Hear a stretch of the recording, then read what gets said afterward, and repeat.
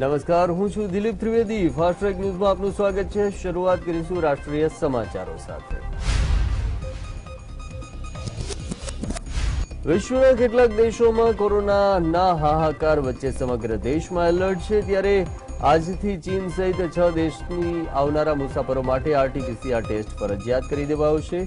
એટલે કે તેમણે મુસાફરી કરતા પહેલા એર સુવિધા પોર્ટલ પર તેમનો નેગેટિવ રિપોર્ટ અપલોડ કરવાનો રહેશે.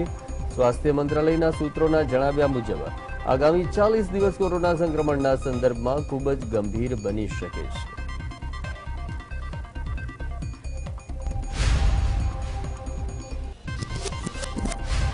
ચીનના રાષ્ટ્રપતિ શી જિનપિંગ ન્યૂ યર પર કોરોના મહામારી સામે ઝઝૂમતા નાગરિકોને સંબોધન કર્યું અને તેમણે એ વાતનો સ્વીકાર કર્યો કે ચીનમાં કોરોનાની લહેર નવા તબક્કામાં પ્રવેશ કરી ગઈ છે. તેનો મુકાબલો કરવો આકરો પડકાર છે.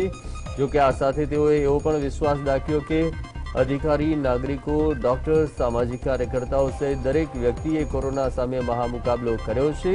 હજુ પણ મહામારી રોકવા માટે વધુ કામ કરવાની જરૂર છે.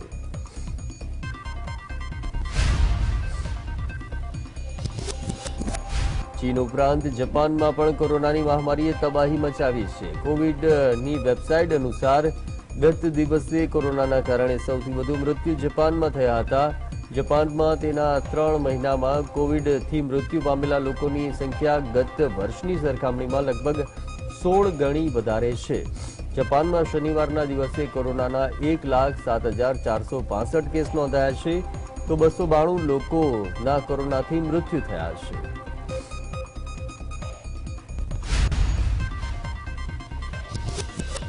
ચીનમાં કોરોનાના કારણે બગડતી પરિસ્થિતિને જોતા સમગ્ર વિશ્વ ડરી ગયું છે. વિશ્વના તમામ દેશો હવે ચીનથી આવતા મુસાફરો માટે કડક નિયમો લાગુ કરી રહ્યા છે. ચીનમાં કોરોનાના કારણે હાહાકાર મચી ગયો છે. દરરોજ લાખો નવા દર્દીઓ સામે આવી રહ્યા છે. મૃત્યુઆંક પણ આસમાને આંબી રહ્યો છે. ચીનની સ્થિતિ જોઈને આખી દુનિયા ડરી ગઈ છે.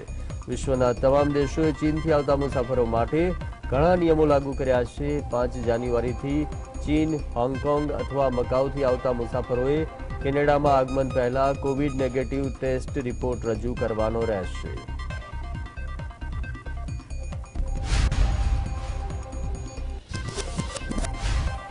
દેશમાં બેરોજગારીનો દર સતત વધી રહ્યો છે. ભારતમાં ડિસેમ્બર મહિનામાં બેરોજગારીનો દર ફરી એક વખત વધી અને 8.3% થયો, જે છેલ્લા 16 મહિનામાં સૌથી વધુ છે. સેન્ટ્રલ ફોર મોનિટરિંગ ઇન્ડિયન ઇકોનોમી દ્વારા આ આંકડાઓ જાહેર કરાયા છે. છેલ્લા મહિનામાં એટલે કે નવેમ્બર 2022માં આ આંકડો 8% હતો. ડેટા અનુસાર શહેરી વિસ્તારોમાં બેરોજગારીનો દર ડિસેમ્બરમાં વધી 10.09% થયો છે, જે અગાઉના મહિનામાં 8.96% હતો. તે જ સમયે ગ્રામીણ વિસ્તારોમાં બેરોજગારીનો દર 7.55%થી ઘટી 7.44% થયો છે.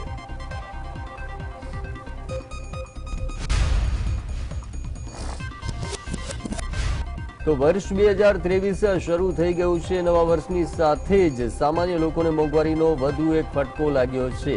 સરકારી તેલ કંપનીઓએ 1 જાન્યુઆરી 2023ના રોજ ગેસ સિલિન્ડરની નવી કિંમતો જાહેર કરી છે. ખાસ વાત તો એ છે કે ગેસ સિલિન્ડરની કિંમત ₹25 વધારી દેવાઈ છે. આ વધારો કોમર્શિયલ ગેસ સિલિન્ડરની કિંમતમાં કરવામાં આવે છે, જ્યારે ઘરેલું ગેસ સિલિન્ડરની કિંમતમાં કોઈ ફેરફાર નથી કરાયો. બીજી તરફ કોમર્શિયલ સિલિન્ડર માટે લોકોને હવે ₹25 વધુ ચૂકવવા પડશે.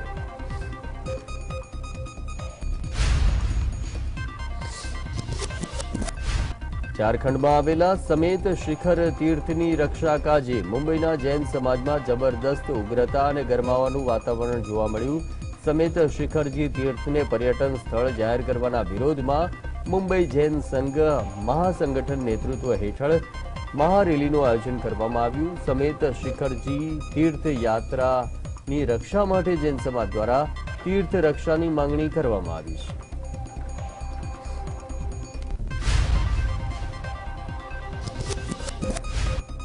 કોંગ્રેસ અને રાહુલ ગાંધી આ દિવસોમાં ભારત જોડો યાત્રાને લઈને ચર્ચામાં છે. ત્યારે કોંગ્રેસના વરિષ્ઠ નેતા કમલનાથે 2024ની ચૂંટણીમાં રાહુલ ગાંધીને વિપક્ષનો વડાપ્રધાન પદનો ચહેરો બનાવવાની હિમાયત કરી છે. કોંગ્રેસ મહાસચિવ જયરામ રમેશે એક ઇન્ટરવ્યુમાં જણાવ્યું કે મને એવું નથી લાગતું અત્યારે અમે માત્ર ભારત જોડો યાત્રા વિશે જ વિચારીએ છીએ. હું સંમત છું કે જો કોંગ્રેસ પોતાને મજબૂત નહીં કરી શકે તો વિપક્ષી એકતા સ્વપ્ન બનીને રહી જશે। વિપક્ષી એકતાનો અર્થ એ નથી કે કોંગ્રેસ પાર્ટી માત્ર 200 લોકસભા બેઠકો પર લડશે, તે અશક્ય છે। વિપક્ષની એકતા નામે કોંગ્રેસ માત્ર 200 સીટ પર જ ચૂંટણી લડે એવું ક્યારેય ન બની શકે।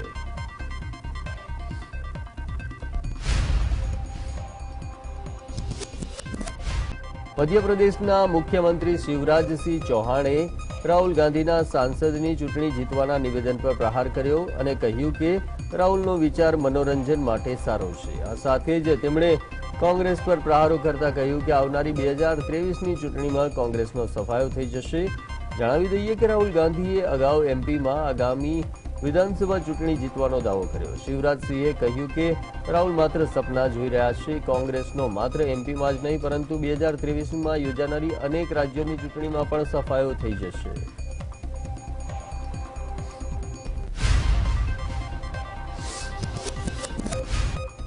બિહારના મુખ્યમંત્રી નીતિશ કુમારે મહારાષ્ટ્રના નાયબ મુખ્યપ્રધાનના પત્ની અમૃતા ફડણવીસના નિવેદન પર વડાપ્રધાન નરેન્દ્ર મોદી અને રાષ્ટ્રીય સ્વયંસેવક સંઘ પર કટાક્ષ કર્યો, જેમાં તેમણે નમોને નવા રાષ્ટ્રપિતા ગણાવ્યા। નીતિશ કુમારે પીએમ મોદીનું નામ લીધા વગર પ્રહાર કર્યા।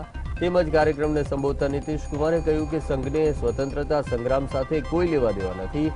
તેમની સંસ્થા આરએસએસે યોગદાન આપ્યું છે કે કેમ તે મને જણાવો, અને અમારા પિતા દેશની આઝાદી માટે લડ્યા હતા। આપણે સૌ જાણીએ છીએ કે બાપુને તેમના યોગદાન માટે રાષ્ટ્રપિતા કહેવામાં આવે છે। હવે જરા વિચારો કે નવા ભારતના પિતા કહેવાય કે તેમણે દેશ માટે શું કર્યું છે, ભારત ક્યાં આગળ વધ્યું, કયું કામ થયું।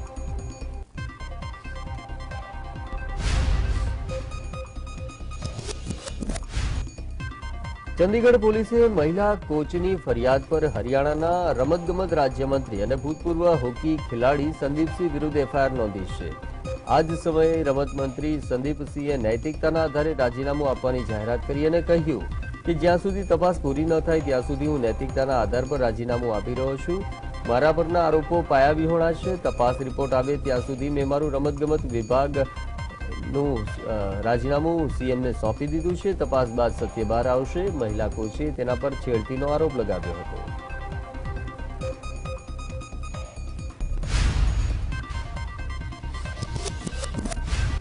દિલ્હીના કાંઝાવાલા વિસ્તારમાં ગત રાત્રે 5 કાર ચાલક યુવકોએ સ્કૂટી પર સવાર એક યુવતીને અડફેટે લીધી।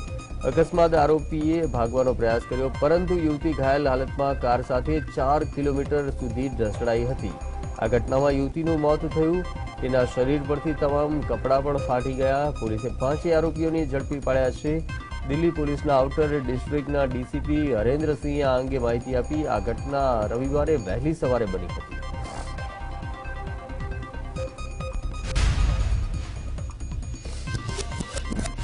વર્ષના પહેલા જ દિવસે મહારાષ્ટ્રના નાસિકમાં એક મોટો અકસ્માત થયો। નાસિકની એક ફેક્ટરીમાં ભીષણ આગ લાગી, જેમાં ઘણા કામદારો ફસાઈ ગયા। આ ઘટનામાં 2 લોકોના મોત થયા છે જ્યારે 14 લોકો ઘાયલ થયા છે। અધિકારીએ જણાવ્યું કે રવિવારે ફેક્ટરીના બોઇલરમાં અચાનક વિસ્ફોટ થયો, જેમાં આગ લાગી ગઈ। આગને કાબૂમાં લેવા માટે ફાયર બ્રિગેડને ભારે જહેમત ઉઠાવવી પડી હતી। ફેક્ટરીની આ આગ ખૂબ જ ભયાનક સ્વરૂપ પકડી લીધું હતું।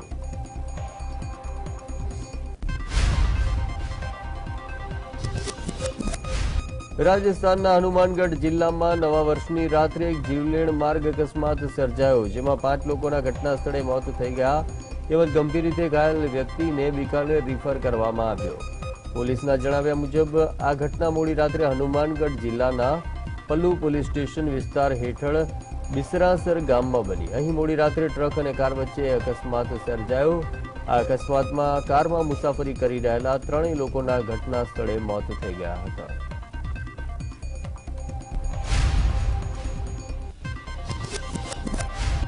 દિલ્હીના ગ્રેટર કૈલાશ વિસ્તારમાં રવિવારે વહેલી સવારે એક નર્સિંગ હોમમાં લાગેલી ભીષણ આગમાં 2 લોકોના મોત થઈ ગયા।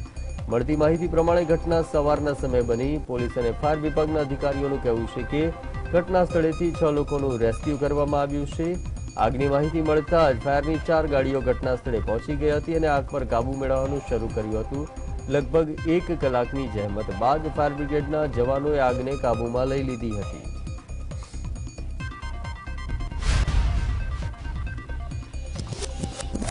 ટીમ ઇન્ડિયાના star wicketkeeper Rishabh Pant road અકસ્માતમાં હવે સારવાર હેઠળ છે. સ્પોર્ટ્સ ડોક્ટર્સના જણાવ્યા અનુસાર રિષભના લિગામેન્ટ ફાટી જવાથી સારવારમાં સમય લાગશે અને તે લગભગ 6 મહિના સુધી ભાગ્યે જ મેદાન પર પાછો ફરી શકશે. બીસીસીઆઈ પણ રિષભને લઈને સક્રિય છે અને સારવારને લઈને વ્યૂહરચના ઘડવામાં વ્યસ્ત છે.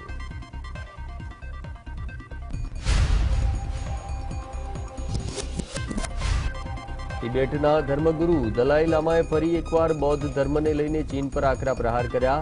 આધ્યાત્મિક નેતા દલાઈ લામાએ આરોપ લગાવ્યો કે બૌદ્ધ ધર્મની સંસ્થાઓને નષ્ટ કરવા અને તેમને ચીનમાંથી બહાર કાઢવા માટે એક વ્યવસ્થિત અભિયાન ચલાવવામાં આવી રહ્યું છે. અમે બૌદ્ધ ધર્મમાં દ્રઢ વિશ્વાસ ધરાવીએ છીએ.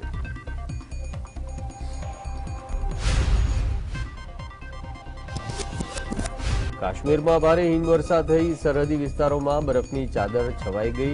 ત્યારે બારામુલા જિલ્લામાં ઉરી સેક્ટરની એલઓસી પર સેનાના જવાન સતર્ક છે, જ્યાં પાકિસ્તાન હંમેશા આતંકવાદીઓની ઘૂસણખોરીનો પ્રયાસ કરાવતું રહે છે. જ્યારે આ વિસ્તારમાં બરફવર્ષા શરૂ થાય છે ત્યારે તેમને આતંકવાદીઓને મોકલવાની તક મળે છે, પરંતુ ભારતીય સેના કોઈપણ ઘૂસણખોરીને નિષ્ફળ બનાવવાના ઈરાદા સાથે સતત પેટ્રોલિંગ કરી રહી છે.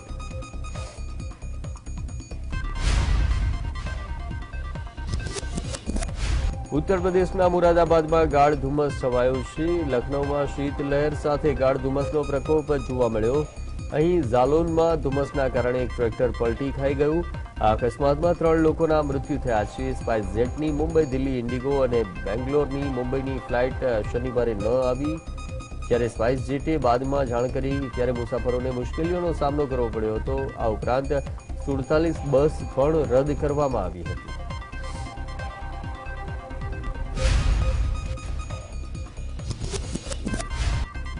નવા વર્ષના પહેલા દિવસે મધ્યપ્રદેશના ઘણા શહેરોમાં ગાઢ ધુમ્મસ જોવા મળ્યો. ગાઢ ધુમ્મસ અને કડકડતી ઠંડી વચ્ચે વિદિશામાં વર્ષનો પ્રથમ દિવસ શરૂ થયો. મોડી સવારે સુધી અહીં લોકોની અવરજવર ઓછી હતી. બીજી તરફ ઉજ્જૈનમાં શીતલહેર સાથે ગાઢ ધુમ્મસ જોવા મળ્યો. ઉત્તર ભારતના ઘણા રાજ્યોમાં લઘુત્તમ તાપમાન 10 ડિગ્રીની નીચે રહ્યું છે. હવામાન વિભાગના જણાવ્યા પ્રમાણે ઉત્તર પશ્ચિમ ભારતના મેદાની વિસ્તારોમાં આગામી 5 દિવસ સુધી ગાઢ ધુમ્મસ અને કોલ્ડ વેવની સ્થિતિ પ્રવર્તશે.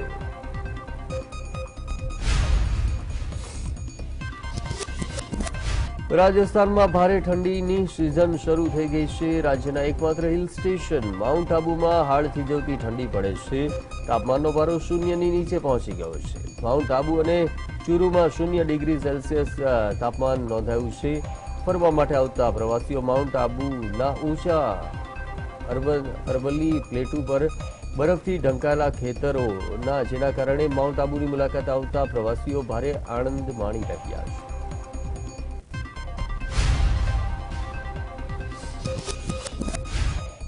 ઉનાળાની સાથે સાથે હવે શિયાળાની ઋતુમાં પણ પ્રવાસીઓ ઉત્તર જમ્મુ કાશ્મીરમાં ફરવા માટે પહોંચી રહ્યા છે. જમ્મુ કાશ્મીરમાં બરફની ચાદર પથરાયેલી જોવા મળે છે. કાશ્મીરની વાદીઓ સુંદર લાગી રહી છે. બાળકો પણ બરફની મજા માણતા જોવા મળી રહ્યા છે.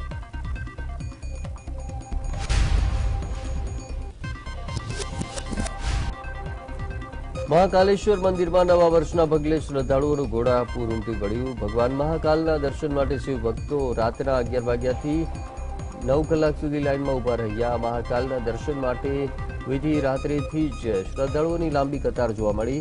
ભગવાન મહાકાલની ભસ્મ આરતીના દર્શનનો મોટી સંખ્યામાં શિવ ભક્તોએ લાભ લીધો. દરરોજ 2000 લોકો ભસ્મ આરતીમાં હાજરી આપે છે, પરંતુ નવા વર્ષના પ્રથમ દિવસે 10,000 ભક્તોએ ભગવાન મહાકાલની ભસ્મ આરતીના આશીર્વાદ લીધા હતા. અમદાવાદના ઠાકોરભાઈ દેસાઈ હોલમાં પ્રજા વિજય પક્ષના રાષ્ટ્રીય પ્રમુખ ડીજી વણજારાની હાજરીમાં ગુજરાત પ્રદેશનું પ્રથમ અધિવેશન મળ્યું, જેમાં મોટી સંખ્યામાં ગુજરાત રાજ્ય અને દેશના અન્ય વિભાગોમાંથી પક્ષના કાર્યકર્તા, આગેવાનો અને શુભેચ્છકો ઉપસ્થિત રહ્યા. અધિવેશનમાં પક્ષનું માળખું મજબૂત કરવા હોદ્દેદારોની નિમણૂક કરી રણનીતિ બાબતે માર્ગદર્શન આપવામાં આવ્યું.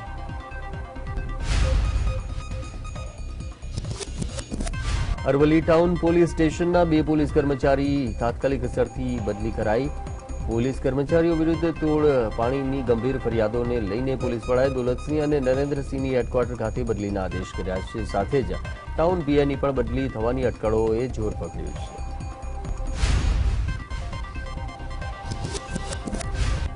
સુરતના વારડોલીના જૈનોની શેત્રુંજય અને સમેધ શિખરની રક્ષા માટે વિરાટ રેલી કાઢવામાં આવી. જૈનોના સૌથી મોટા પ્રમુખ મહાતીર્થ શેત્રુંજય સહિત સમેધ શિખર મહાતીર્થની રક્ષા માટે રેલી યોજાઈ. બારડોલીના હીરાચંદ નગર ખાતે આવેલા કુંથુનાથ જિનાલયની રેલીની શરૂઆત થઈ. આ રેલીએ તાલુકા સેવા સદન ખાતે પહોંચીને બારડોલી એસડીએમને આવેદનપત્ર સુપરત કર્યું.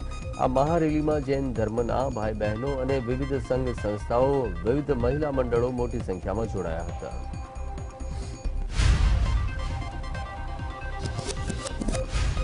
ધોરાજીના બહારપુરા વિસ્તારમાં હિન્દુ ધર્મ છોડી 56 વ્યક્તિઓએ બૌદ્ધ ધર્મ અંગીકાર કર્યો.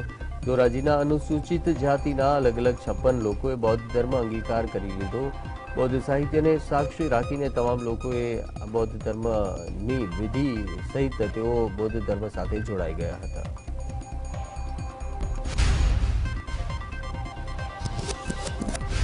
ગુજરાતમાં પણ 31 ડિસેમ્બરે લોકોએ હર્ષોલ્લાસથી ઉજવ્યું. બીજી તરફ 31સ્ટને લઈને અમદાવાદમાં દિવસભર પોલીસ દ્વારા સઘન ચેકિંગ કરાયું. આ ચેકિંગ દરમિયાન પોલીસ તંત્ર ચોંકી ઉઠ્યું, જેમાં નશાની હાલતમાં નશાખોરો પર પોલીસે તબાહી બોલાવી હતી. નશાના સૌથી વધુ કેસ સરદારનગર પોલીસ સ્ટેશનમાં નોંધાયા છે. નવસારી જિલ્લામાં 31સ્ટને લઈને દારૂ પીધેલા 130 વ્યક્તિઓ સામે કેસ કરવામાં આવ્યા.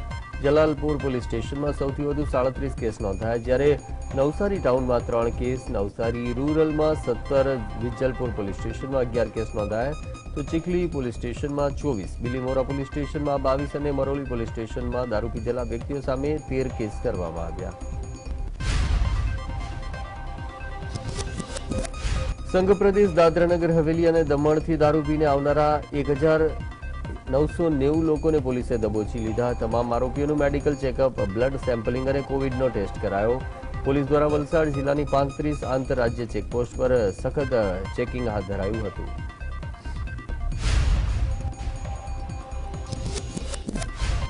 31સ્ટની રાત્રે રતનપુર ચેકપોસ્ટ પોલીસે રાજસ્થાન તરફથી નશો કરી ગુજરાત આવતા 19 નવીરાઓને ઝડપી પાડ્યા. શામળાજી પોલીસે બ્રેથ એનાલાઇઝરથી નશો કરી આવતા શખ્સોને ઝડપી શામળાજી પોલીસ સ્ટેશન લઈ જવાયા હતા. રતનપુર ચેકપોસ્ટ પર પોલીસની કડક કાર્યવાહીથી નશાખોરોમાં ફફડાટ જોવા મળ્યો હતો. દેશ અને દુનિયા 31સ્ટ અને નવા વર્ષની ઉજવણીમાં વ્યસ્ત જોવા મળી, જ્યારે બનાસકાંઠાના સરહદી વિસ્તાર નડાબેટમાં ભારત પાકિસ્તાન આંતરરાષ્ટ્રીય બોર્ડર પર બીએસએફના જવાનો નેશન ફર્સ્ટના સેવા ધર્મ સાથે દેશની સેવામાં મસ્ત જોવા મળ્યા. લોકો ઘરેથી સુખેથી રહેતા હોય છે, ત્યારે દેશની સરહદોની રખેવાળી કરતા સૈન્યનો આભાર માનીએ તેટલો ઓછો છે. ઇન્ડિયન આર્મી, બીએસએફ, સીઆરપીએફ સહિત દેશની સુરક્ષા માટે અન્ય પેરામિલિટરી ફોર્સ પણ અગત્યની જવાબદારી નિભાવે છે.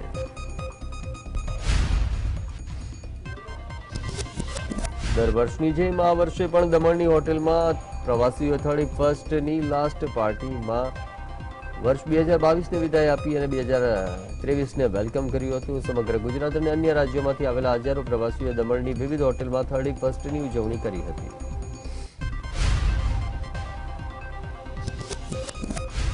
નવા વર્ષને લઈને ભક્તો અંબાજી મંદિર દર્શન કરવા પહોંચ્યા. મા અંબાના ભક્તોએ વહેલી સવારથી મા અંબાની આરતી અને દર્શનનો લાભ લીધો હતો.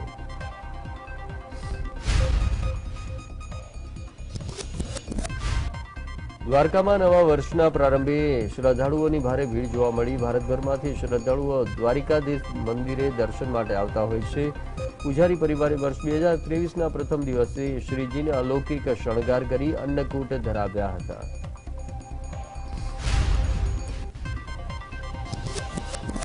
ધોરાજીના સુપેડી ગામથી સેવંત્રા અને ખાકી જાડિયા સુધીના મુખ્ય રસ્તાઓ અતિશય ખરાબ હાલતમાં હોવાથી તેને રિપેરિંગ માટે લોકોએ માંગ કરી છે.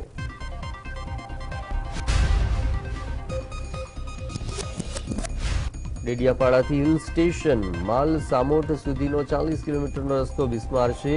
આ રસ્તા પર ઠેર ઠેર ખાડા પડી ગયા છે. મસમોટા ખાડાથી વાહન ચાલકોને અમદાવાદમાં યોજાયેલા ફ્લાવર શોમાં ધાનનું મહત્વ પણ દર્શાવવામાં આવ્યું છે. પીએમ મોદી દ્વારા ધાન પોષણક્ષમ હોવાથી તેના સેવન પર ભાર મુકાયો છે. આ સાથે બાજરીની ગુણો પણ રાખવામાં આવી છે. ફ્લાવર શોમાં બાજરી, મકાઈ, જવ જેવા ધાનનો ઉપયોગ કરીને એક દિવાલ તૈયાર કરવામાં આવી છે.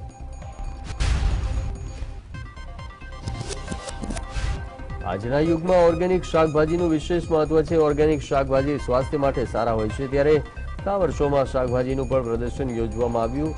પોતાના ઘરમાં ઓછી જગ્યામાં કઈ રીતે શાકભાજી ઉગાડી શકાય તે બાબતને પણ અહીં દર્શાવવામાં આવી છે. નવા વર્ષના પ્રથમ દિવસે અમદાવાદમાં ફ્લાવર શોમાં લોકોનો ધસારો જોવા મળ્યો, જેની છોટાઉદેપુર સંખેડાના હાડોદ એપીએમસીમાં ખેડૂતોએ અન્યાયને લઈને બેઠક યોજી, જેમાં વતાવ પ્રથા બંધ કરવા, દરેક વેપારી માર્કેટના કર્મચારીઓ ખેડૂતોને સન્માન આપવું, વેપારીના નિયમો ખેડૂતો વાંચી શકે એવા બોર્ડ લખીને મૂકવા, એપીએમસીમાં કાંટા પર જ તોલાઈ કરવી, તેમજ ગુજરાતના દરેક માર્કેટના દરરોજના ભાવ જાહેર થાય એવી વ્યવસ્થા કરવી જેવા વિવિધ અન્યાયોને લઈને બેઠકમાં ચર્ચા કરાઈ.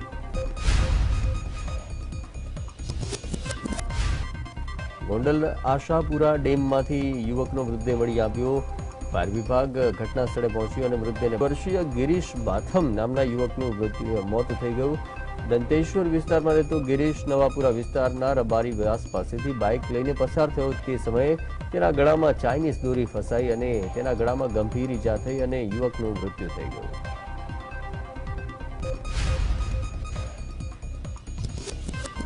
ભાવનગરમાં અસામાજિક તત્વોનો આતંક યથાવત જોવા મળી રહ્યો છે. લાલ ટાંકી વિસ્તારમાં યુવક પર 3 થી 4 શખ્સોએ તીક્ષ્ણ હથિયારથી લલિત રાઠોડ નામના યુવક પર હુમલો કરતા યુવક ગંભીર રીતે ઈજા પામ્યો.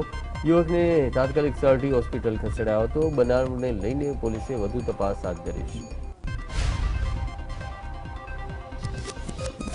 સલાયાના નિગાહે કરમ નામના વહાણે મધદરિયે જળ સમાધિ લઈ લીધી. ખરાબ હવામાનના કારણે અરબી સમુદ્રમાં વહાણ ડૂબી ગયું હોવાની માહિતી મળી છે. વહાણમાં સવાર તમામ 12 ખલાસીઓને ભારતીય કોસ્ટગાર્ડે બચાવી લીધા હતા. 800 ટનની કેપેસિટીવાળું આ વહાણ મુન્દ્રા બંદરેથી બીજું બુટી બંદરે જવા માટે નીકળ્યું હતું.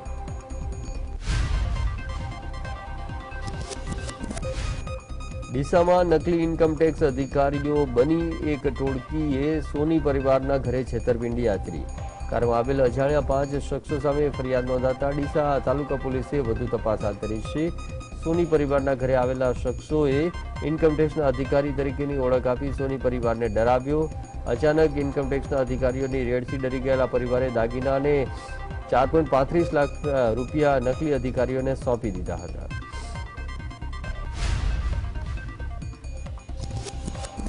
સુરત પોલીસે પૂનાથી આવેલા વેપારીનું અપહરણ બાદ લૂંટની ઘટનામાં 2 આરોપીઓની ધરપકડ કરી છે.